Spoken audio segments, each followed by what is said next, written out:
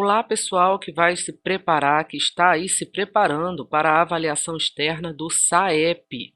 Toda avaliação é sempre uma oportunidade de autoavaliação, ok? Especialmente para quem está se preparando para concurso público também, né? Então vamos lá, algumas dicas para a prova de língua portuguesa. A gente vai começar com o texto "E a viagem continua". Então, depois de rezarmos e cantarmos muito, voltávamos todos para casa e logo chegavam convidados para o almoço, que sempre era especial. Comidas italianas que vovó a nona fazia. E todos os adultos matavam saudade da Itália. Ela tinha vindo de lá, de navio, no começo do século, quando meu pai tinha 3 anos. Mamãe chegou um pouco mais tarde, com seus pais. Depois de moços, conheceram-se no Brasil e se casaram. Durante o almoço, falavam em italiano e tomavam vinho. Era engraçado, como na missa, não entendíamos nada. Então, um texto muito simples, tranquilo, né? Muito fácil de entender. Mas a gente tem que estar atento, além de se entregar ao texto, compreender o texto. Eu tenho dito sempre nos aulões, na hora de ler o texto, entregue-se à leitura, porque isso vai facilitar a sua compreensão, o que também vai ajudar na resolução da questão. Após essa compreensão do texto, aí sim, leitura do comando da questão, leitura do enunciado. Então, o enunciado da primeiro enunciado dessa questão diz o seguinte, desse texto diz o seguinte: nesse texto, o ponto de exclamação utilizado em "era engraçado" sugere. Primeiro, eu chamo a atenção para uma reflexão desse enunciado, na verdade, de todo o enunciado, todos os enunciados de todas as questões precisam ser lidos e relidos e interpretados. Sempre tenho dito também, é importante compreender a pergunta, porque não se acerta uma pergunta que você não compreendeu. Como é que eu vou acertar a resposta de uma pergunta que eu não entendi? Tá bom? Então, você precisa entender a pergunta, você precisa entender o que é que o exercício está te pedindo. Aqui, nesse caso, se fala do ponto de exclamação, o uso do ponto de exclamação. Esse uso do ponto de exclamação envolve o sentido da língua, tá? Então, assim, para você saber, né, o que o uso do ponto de exclamação nessa expressão sugere, você precisa ler o trecho em que esse ponto de exclamação foi usado lá no texto e perceber, né, o que é que ele sugere ali, qual é o sentido que ele está, né, trazendo para o texto nessa expressão. Então, se você observar, lá onde aparece essa expressão "era engraçado", já no finalzinho do texto, no último parágrafo, durante o almoço, falavam em italiano e tomavam vinho. Era engraçado. Como na missa, não entendíamos nada. Então, era engraçado. Esse "era engraçado", o que ele sugere? Né? Falavam em italiano e tomavam vinho. Era engraçado. Você leu antes e leu depois. Como na missa, não entendíamos nada. Por que a referência à missa? Porque eles falavam em italiano, né? Então, você faz aí essa ligação à missa, o italiano, o lugar lá onde vive o Papa, né? A missa falada em italiano, né? No caso, a pessoa aí que é de uma família da Itália. Então, o que esse ponto de exclamação ele sugere na expressão "era engraçado"? Então, das alternativas que você tem, né? O que você colocaria? A resposta é muito bem, uma demonstração de satisfação, né? Pelo que a pessoa vem narrando, né? Você percebe que ela diz "era engraçado", era engraçado. Então você percebe essa satisfação ao dizer esse "era engraçado". Você só percebe isso quando você ler o trecho do texto, ou melhor, reler o trecho do texto em que a expressão aparece, ok? Então vamos para a próxima. Segunda questão: quem é o narrador desse texto? É outra coisa importante a se observar, né? Acredito que essa resposta ela não é difícil, mas eu só chamo a atenção para o seguinte, né? No texto é mencionada a avó, a mãe, o pai, o moço, a neta. Quer dizer, todas essas alternativas, todos esses, digamos, personagens, eles são mencionados no texto, mas apenas uma delas narra o texto. E o texto deixa pistas claras de quem é esse narrador, né? Então, ó, lá na terceira linha do primeiro parágrafo, segunda, terceira linha, comidas italianas que a vovó, né, que vovó a nona fazia, né? Então, se era a vovó que fazia, né?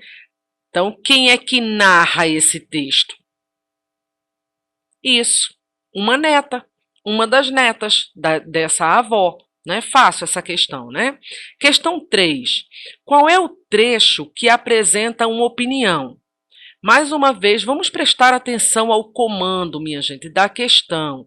Muita gente tem errado no SAEP, em concursos públicos, porque não prestam atenção, não dedicam maior atenção ao enunciado da questão. Veja, esse enunciado, ele pergunta qual é o trecho que apresenta uma opinião. Se ele quer um trecho que apresenta uma opinião, então uma das alternativas será a opinião e as outras alternativas serão o quê?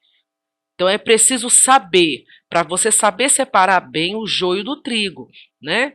Se eu quero uma alternativa que apresenta opinião, as outras alternativas serão fato. Então você precisa separar o que é fato do que é opinião.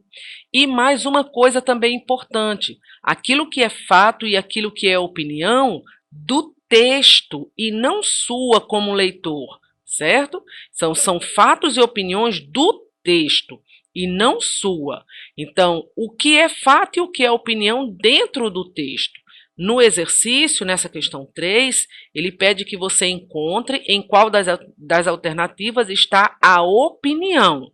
Significa dizer que as outras alternativas, né, você vai encontrar aqui está a opinião, separada das outras que são fatos do texto.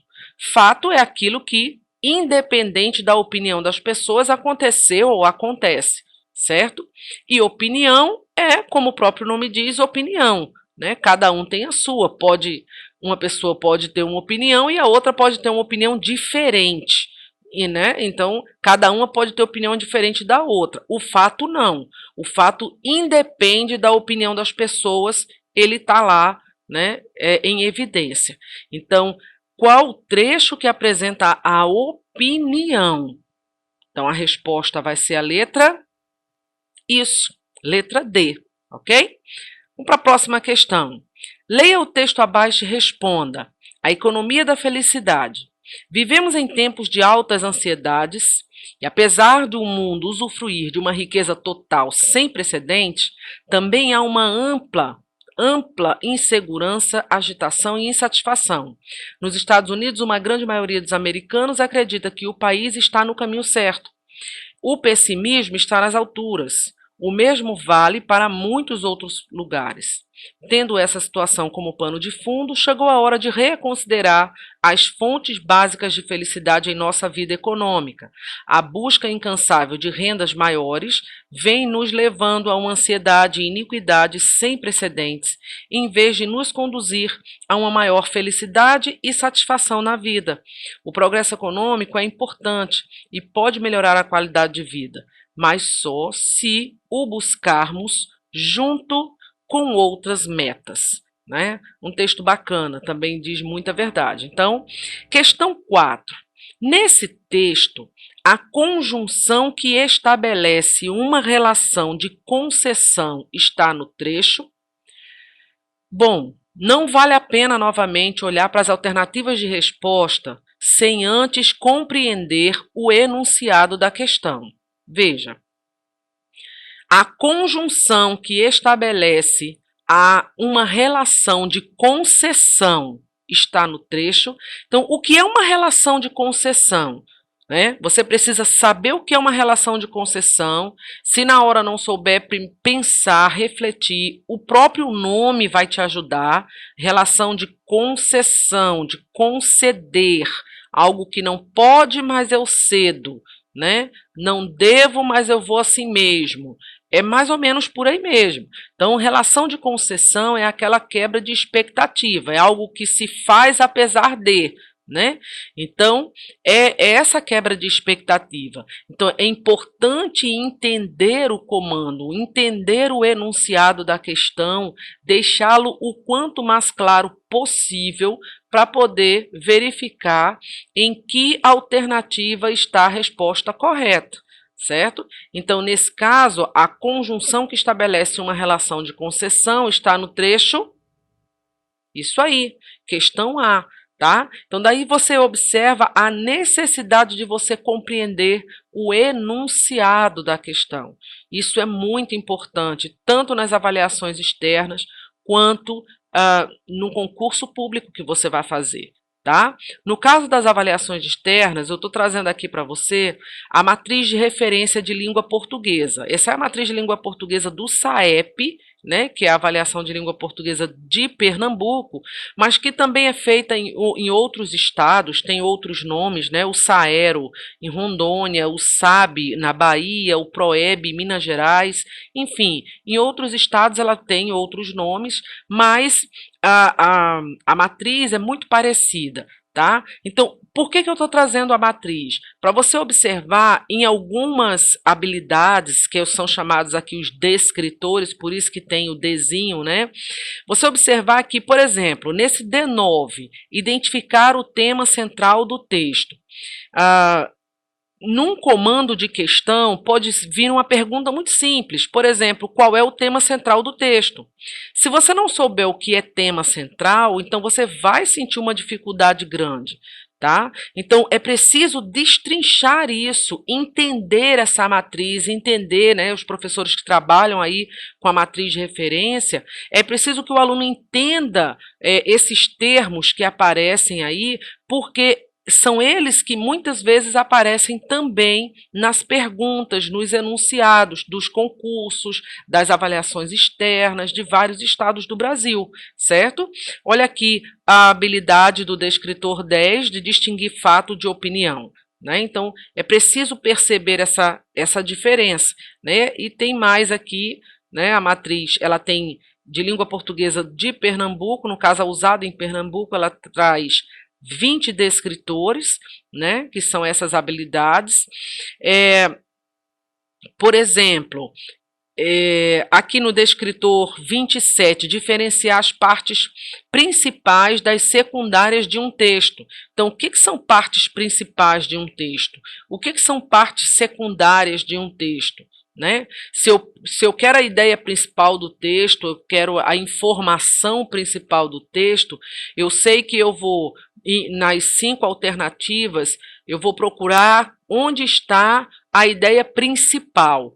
Eu vou ter que pensar não só de procurar a ideia principal, mas eu tenho que me lembrar que as outras 4 alternativas são chamadas de ideias secundárias. Então, o aluno precisa ter essa noção, essa diferença do que é a ideia principal e do que é a ideia secundária, para na hora ele saber separar, né, o que eu chamo da separação aí do joio do trigo, certo? Do mesmo jeito aqui, no descritor 19, identificar a tese de um texto.